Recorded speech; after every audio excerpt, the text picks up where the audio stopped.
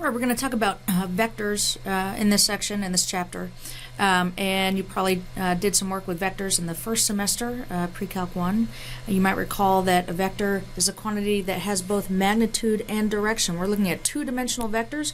So this vector here that was drawn, the magnitude is this right here. That's the magnitude.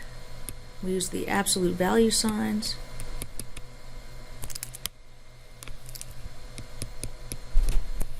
And the direction is this angle, always a standard position angle. So that means it starts at the positive x-axis going counterclockwise.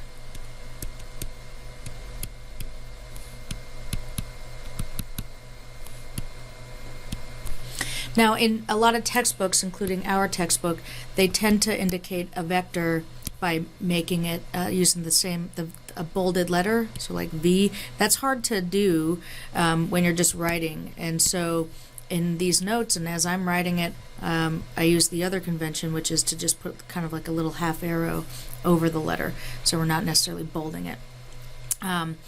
When we indicate a vector, we have to give both its magnitude and its direction, and this is sort of a shorthand way to do that. And so you'll see me use that notation throughout this chapter. When we add vectors, we add them tip to tail. So over here, right in this top right diagram, we can see we have vectors W and V. Those are the ones in blue.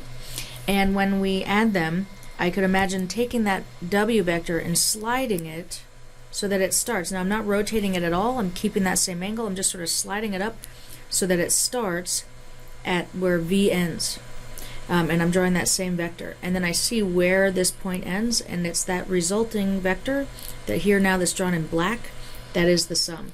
Now the way I drew it, I drew W so it started at the end of V. You get the same result if you draw V at the end of W. So I could draw this V vector, right? And it makes this parallelogram. But no matter which way you do it, you end in the same spot. And so we say that we've got this sum. Usually we refer to the sum as, we call it R for the resultant vector.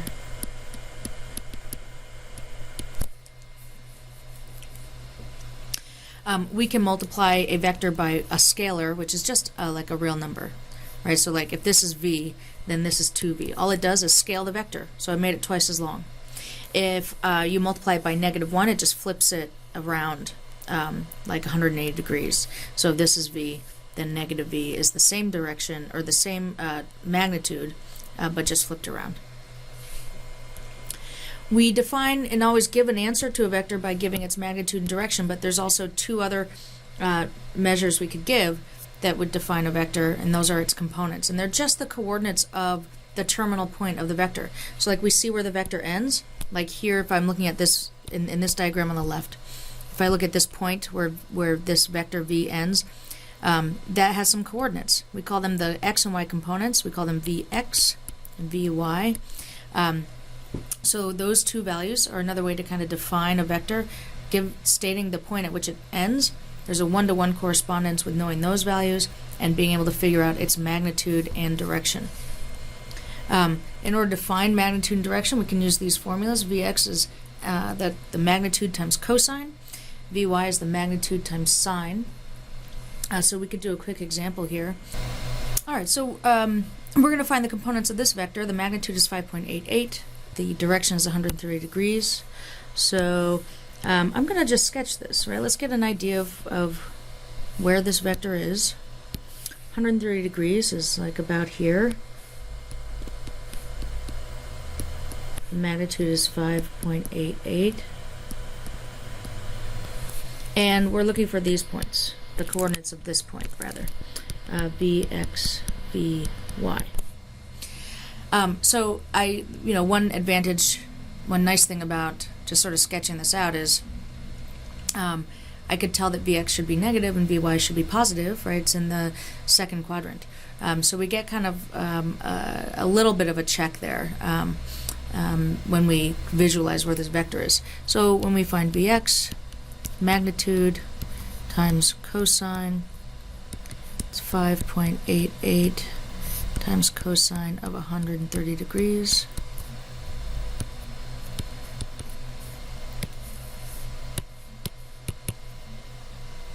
Oh, hold on.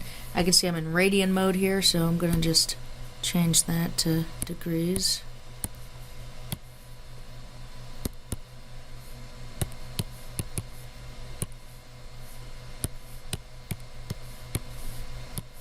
So negative 3.78. And for the y component, magnitude times sine theta. So 5.88 sine of 130 degrees.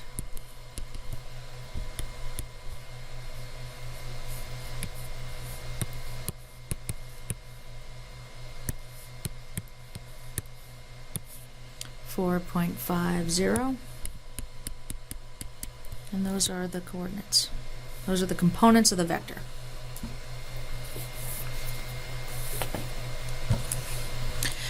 Vector quantities, are used in applications all the time. Anything with a magnitude and direction is a vector. So in this example, they say, this toy wagon is pulled with a force of 85 newtons exerted on a handle that makes 20 degree angle with the horizontal. We want to know what's the effective force in moving the wagon forward. So the idea here is that some of this force, this force is exerted, the force they gave us, right, the 85 newtons, is exerted along the direction of the handle here. So not all of that force is used to move it forward. Some of it is kind of pulling up, right, which doesn't do much. That's almost like wasted force. And we want to know what's the actual effective force that moves it forward. So since this angle here is 20 degrees, we can use 20 degrees. Now you might be looking at this thinking, well, isn't this a second quadrant vector, and shouldn't we be using 160 degrees? And you'll get a negative x component, but just, we should observe that there are no coordinate axes in nature. Like, it's on us to exert those coordinate axes or impose those axes on the situation. And so what if I got up and moved to the other side of the wagon and it looks, kind of like this? So here's my wagon with their wheels, and here's the horizontal.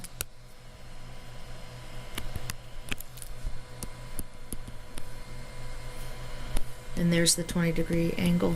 So we're justified in still just using 20 degrees as the angle that we're going to use to help us find this effective force. So what we want is Vx, right? We're moving the wagon forward. That's an x component. So Vx is magnitude times cosine theta. That's 85 times cosine of 20 degrees.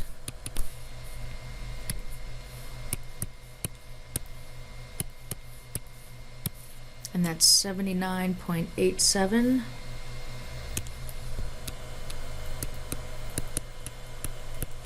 And the units on these components inherit the units of the magnitude. So this is 79.87 newtons being used to move the wagon forward. Now, we know how to start with magnitude and direction and find components, right? We did that now in this example and the last example. We can also go the other way around. If we know the components, we can find the magnitude by using Pythagoras, right? Like when we draw a vector, we could drop a perpendicular down and it makes a right triangle. So we can use Pythagoras to find the magnitude. And in order to find the angle, we're first going to find what I call the reference angle. So this alpha is a reference angle. Notice that we're taking arctan of Vy over Vx. We have to make them positive. See the absolute value signs here? And here's the idea.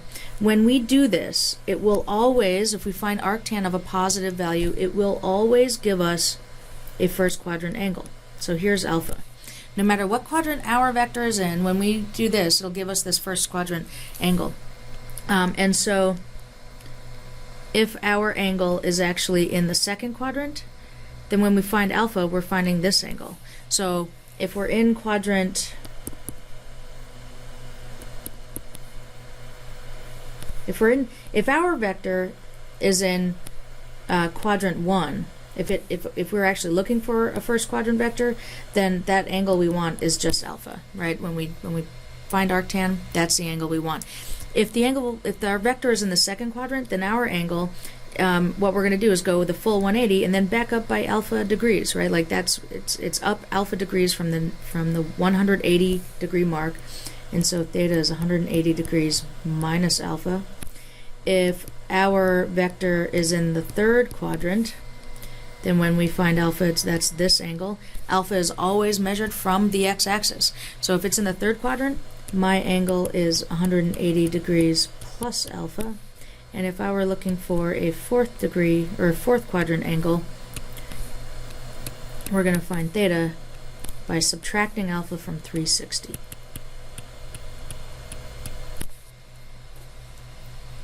So let's suppose we want to find the magnitude and direction for the vector with an x component, 4.2, and a y component of negative 3.8. So first, we'll just find the magnitude. Right? This is Pythagoras, and this Pythagoras works the same way each time. So, vx squared plus vy squared all in the square root. So I've got 4.2 squared plus negative 3.8 squared. Note the parentheses around negative 3.8. I have to make sure I'm squaring the negative there.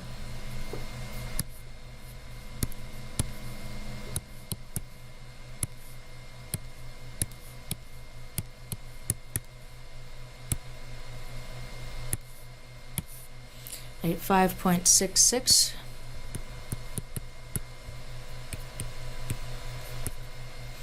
And now for the direction. Let's find that reference angle first. So we're going to find arctan of absolute Vy over absolute Vx. And that's going to be positive 3.8 over 4.2.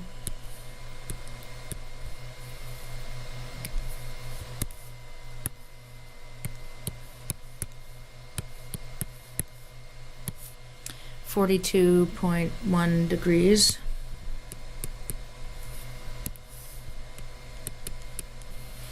So now let's look at these components, right? The x component is positive 4.2, the y component is negative 3.8. If we plot this, right, I don't have to be exact, but it's going to look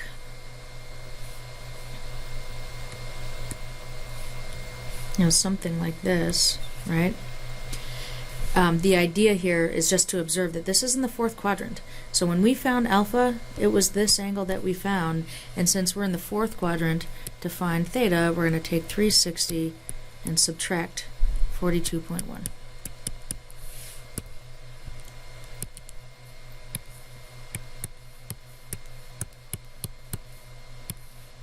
$317.9. So there we have our magnitude and direction, and as a nice touch, we can just sort of restate the vector as 5.66 at an angle of 317.9 degrees.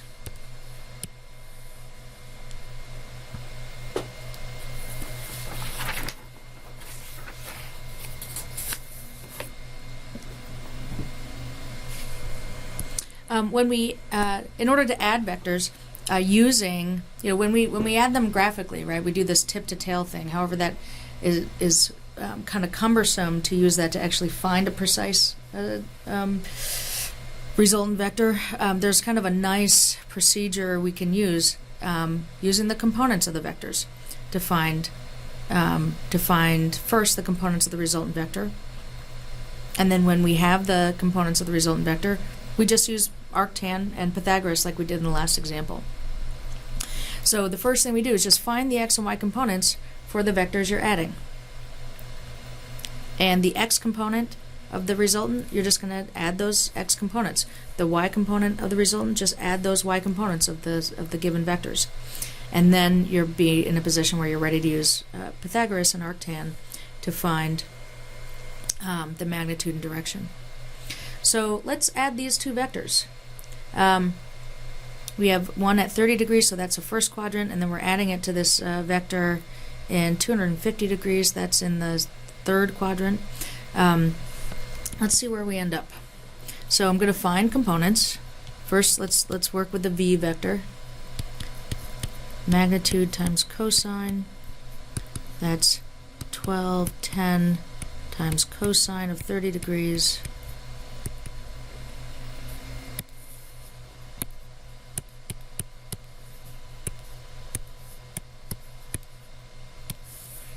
$1047.89. There's Vx. Vy, we take magnitude times sine, so 1210 sine of 30 degrees.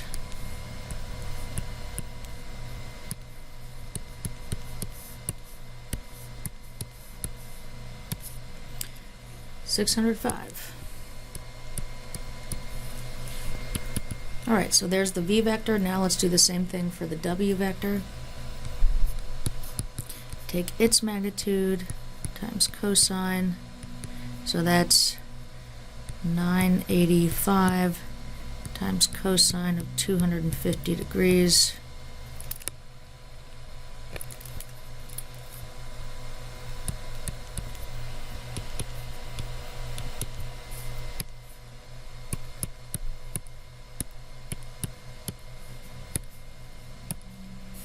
Negative 336.89.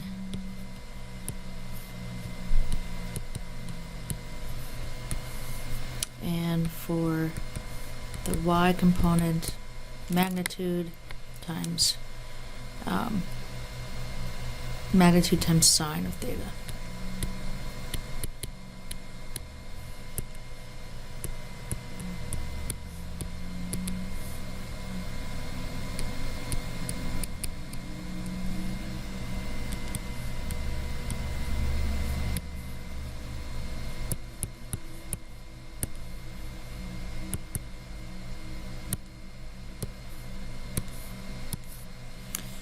Negative 925.60.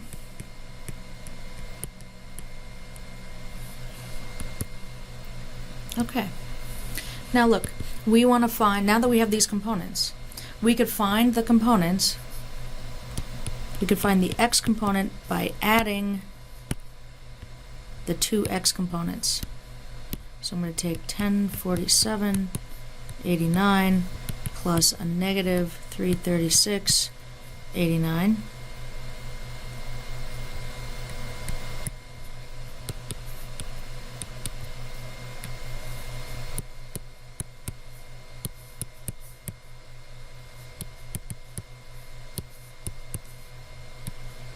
I get 711. The y component we're going to get by adding the two y components. So 605 plus a negative 925.60.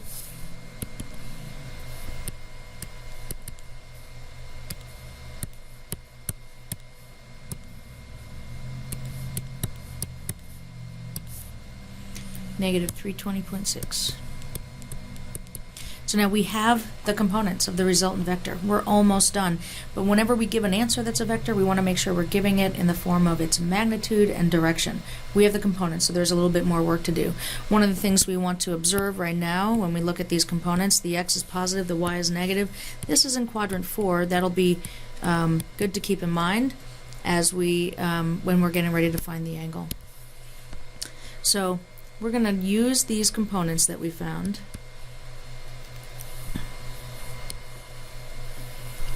Find the magnitude.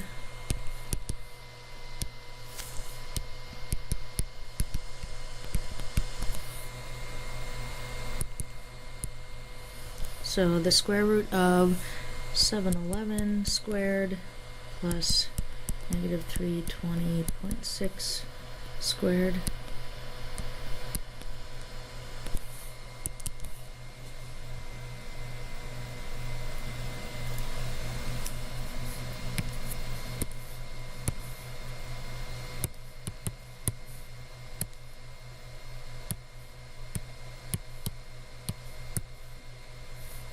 Oops, I need parentheses.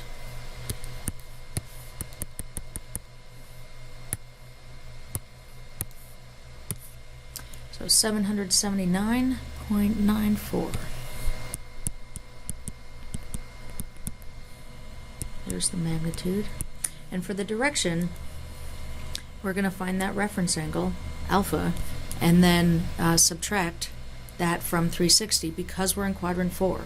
We could sort of do that all in one go. Like we know that because it's in quadrant 4, we're going to take 360 and subtract alpha. We're going to take 360 and subtract arctan of, now I'm going to take Vy over Vx, or Ry over Rx, when making sure they're both positive, right, absolute values, so positive 320.6 over 711. I can do this all in one go.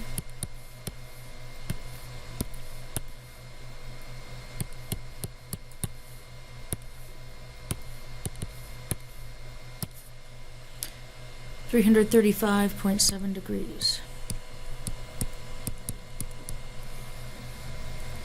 And so the vector, the resultant vector, is 779.94 at an angle of 335.7 degrees.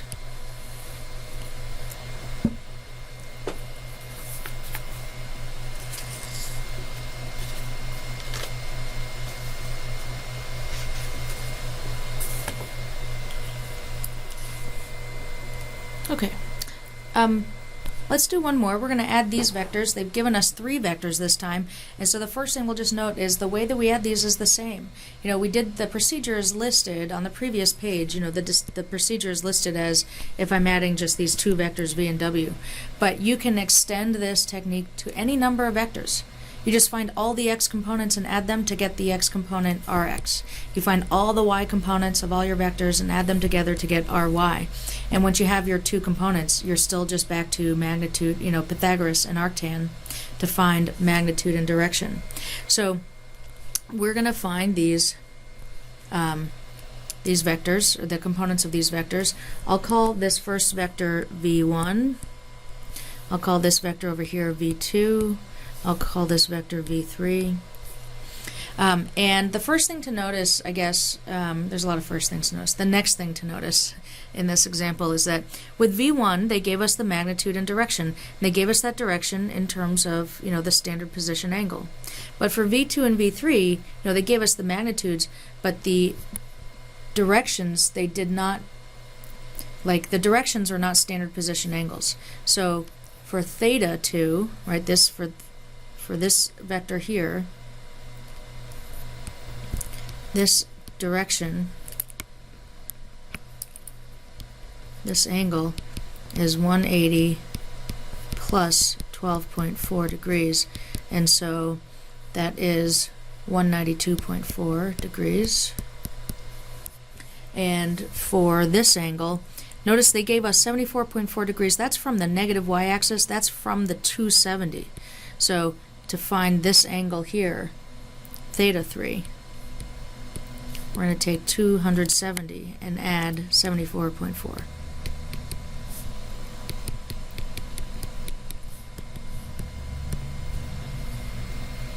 And that's 344.4 degrees. So now I'm just going to list the information. V1 is 0.750 at 15 degrees. V2 is 0.265 at 192.4 degrees. And V3 is 0.548 at 344.4 degrees. So these are the standard position, this is the vectors given in that standard form. And now we're ready to find components. I'm going to come down here, and maybe we'll kind of organize it in a table. So we've got V1. Let's find X component and Y component. So X component, 0.750 cosine 15 degrees. So V1X is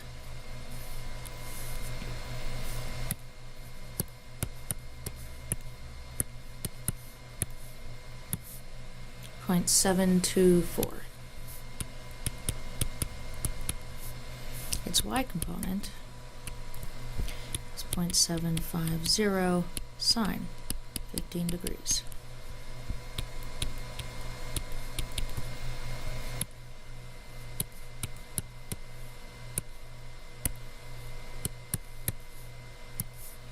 .194. I'll do the same thing for V2. That'll be 0.265 cosine of 192.4 degrees. So V2X is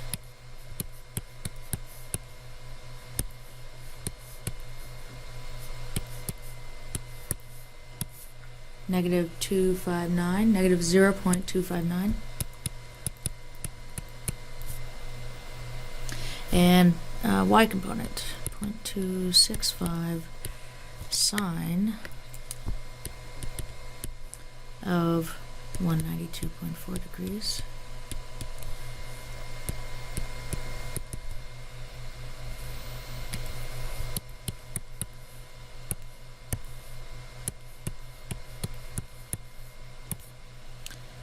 Negative 0.0569.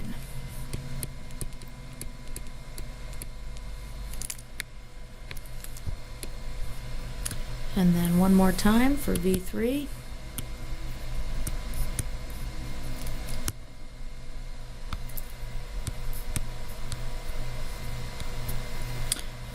So V3, so that's 0.548 magnitude cosine of its direction 344.4.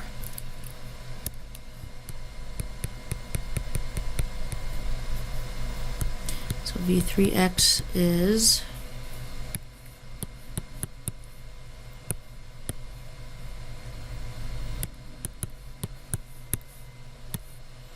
.529.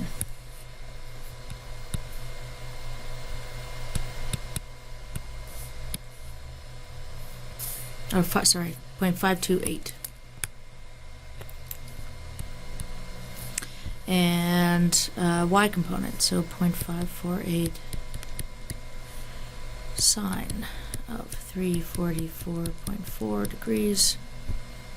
So V3Y is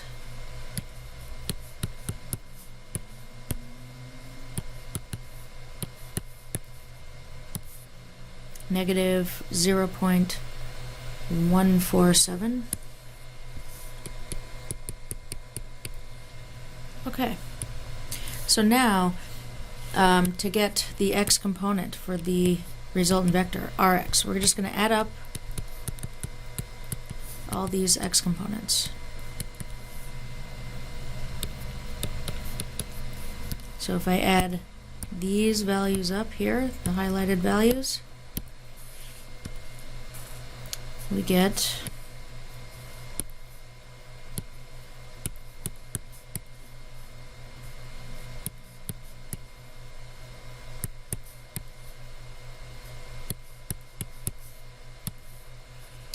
.993,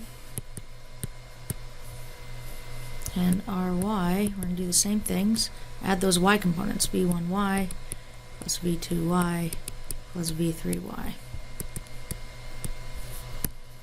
We're going to add these values up. So 0.194 plus negative 569 plus negative 0.147, and we get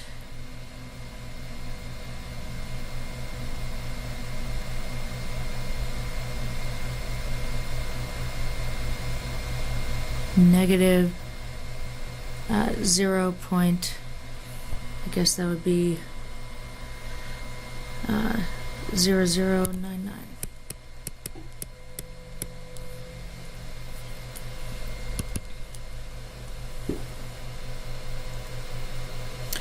So those are our components. Now this vector, like if we just sort of visualize this real quick, look at how small Ry is. You know, Rx is almost 1. Ry is very, very tiny. So this is in the fourth quadrant, but that angle we're going to expect to be pretty close to 360, right? Like when we find alpha, like that reference angle is tiny. And so this vector is mostly x component. So let's find magnitude and direction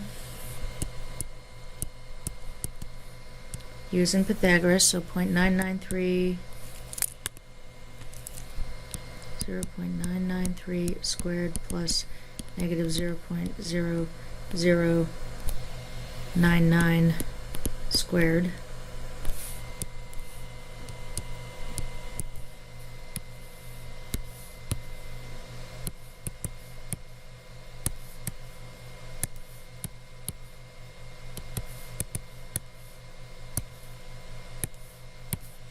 We get 0.993. I guess a little bit more, 99305. But it's so close to that x component, like it's almost entirely x, like it makes sense that the magnitude would be just about the same value as the x component. And since it's in the fourth quadrant, theta is 360 minus arctan of, so its magnitude, or the absolute value of Ry over Rx, so 0.0099 over 0.993.